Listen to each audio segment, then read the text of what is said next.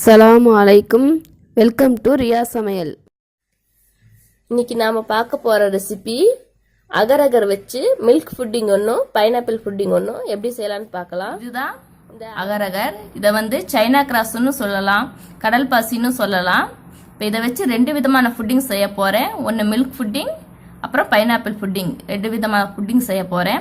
நான் எடுத்திருக்கிறது 5 கிராம் அளவுக்கு எடுத்திருக்கிறேன். இந்த 5 கிராம் சைனா கிராஸ்க்கு 600 மில்லி பால் தேவைப்படும். நீங்கள் எவ்வளோ குவான்டிட்டி எடுக்கிறீங்களோ அதுக்கு தகுந்த அளவுக்கு பால் எடுத்துக்குங்க. ரொம்ப தண்ணியாட்டு இருந்துச்சுன்னு சொன்னால் நல்லா இருக்காது. பால் கொஞ்சம் நிறைய சேர்த்தா தான் நல்லா புட்டிங் நல்லா டேஸ்ட்டாக இருக்கும். பால் கொஞ்சம் திக்காக இருக்கிற மாதிரி பார்த்துக்குங்க. திக்காக இருக்கிற பால் தான் நல்லா இருக்கும், டேஸ்ட் நல்லா வரும். இதிலிருந்து நான் ஒரு 5 கிராம் போல் எடுத்துருக்கிறேன். அதை ஒரு 10 மினிட்ஸ் சோக் பண்ணி வச்சுருக்கிறேன். இப்போ இதை தண்ணீர் ஊற்றி வேக விடணும். இது ஃபுல்லாக மெல்ட் ஆகணும். மெல்ட் ஆகி கரையணும். கரையிற வரைக்கும் இது வேகணும். பார்க்கலாம் எப்படி வேணும். இதில் இப்போ 2 கப் தண்ணி சேர்த்துருக்கிறேன். இந்த சைனா கிராஸை இதில் சேர்த்துடலாம்.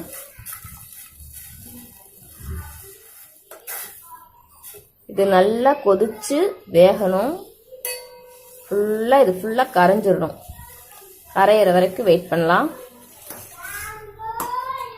பாருங்க, எல்லாம் மெல்ட் ஆயிடுச்சு. ஃபுல்லாக நாம் போட்ட அந்த பீஸாக இருந்தது ஃபுல்லாக கரைஞ்சிருச்சு. இப்போ இது ரெடி ஆயிடுச்சு. நான் 2 விதமான புட்டிங் செய்ய போகிறேன். ஒன்று மில்க் புட்டிங், இன்னொன்று பைனாப்பிள் புட்டிங். ஸோ அதனால தான் 2 பவுலில் அது சேர்க்குறேன். இப்போ 2க்குமே பால் சேர்க்கிறேன். இதுக்கு ஒரு கப் பால் சேர்க்க போகிறேன். இதுக்கு 2 கப் அளவுக்கு பால் சேர்க்க போகிறேன். பார்த்தா இதுக்கு ஒரு 200 ml மில்க்கும், இதுக்கு 400 மில்லி, 200 மில்லி, இதுக்கு 400 மில்லி சேர்க்கிறேன்.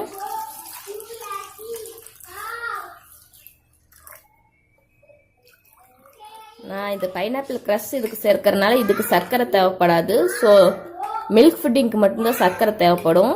அதனால இதுக்கு மட்டும் இப்போ சர்க்கரை சேர்க்கிறேன்.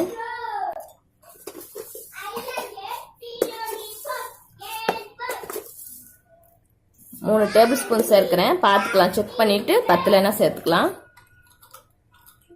பைனாப்பிள் கிரஷ் சேர்க்கறதுக்கு முன்னாடி இந்த பால் நல்லா ஆறி இருக்குதான்னு பார்த்துக்குங்க. ரூம் டெம்பரேச்சர்ல இருக்கணும். ஏன்னா பால் சூடாக இருந்தால் இந்த கிரஷ் ஊற்றினா பால் திரிஞ்சிரும். ஸோ இந்த பைனாப்பிள் கிரஷ் இருக்கிற பால் நல்லா ஆறி இருக்கணும். இது இன்னும் கொஞ்சம் ஆறணும். ஸோ வெயிட் பண்ணலாம். கண்டென்ஸ்டு மில்க் ஆட் பண்ணுறேன்.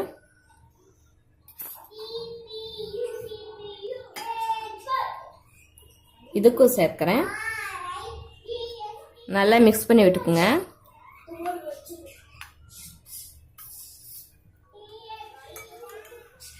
கண்டென்ஸ்டு மில்க்லேயே ஸ்வீட் இருக்கும்.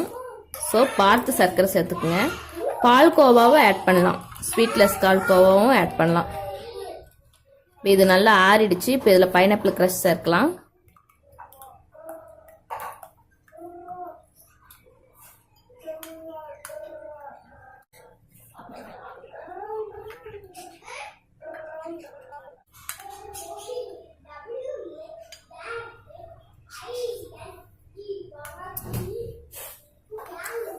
சுகர் கரெக்டாக இருக்குது.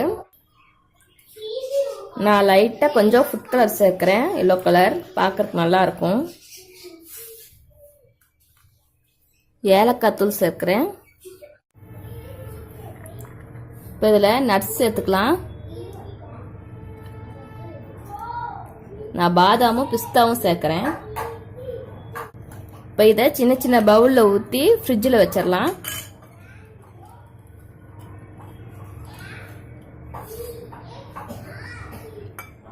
இதையும் பவுலில் ஊற்றிடலாம். இப்போ இது 2யும் ஃப்ரிட்ஜில் வச்சிடலாம். ஒரு 2 ஹவர்ஸ் அடித்து எடுத்து பார்க்கலாம். Agar agar pineapple pudding and milk pudding ready ஆயிடுச்சு. பாருங்க, அல்வா மாதிரி இருக்குது. பார்க்கறக்கே எம்மியாக இருக்குது.